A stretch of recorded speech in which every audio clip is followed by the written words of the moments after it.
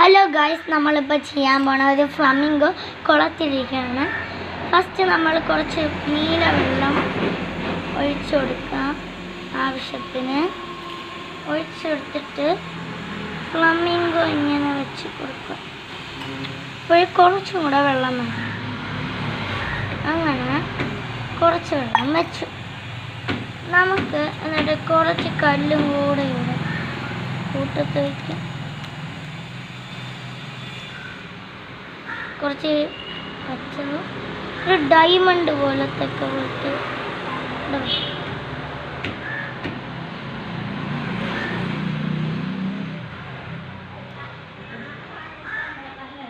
വെച്ചിട്ടുണ്ട്. അതിൻ്റെ പുറത്തേക്ക് കുറച്ച് ഇതിട്ട് നോക്കും.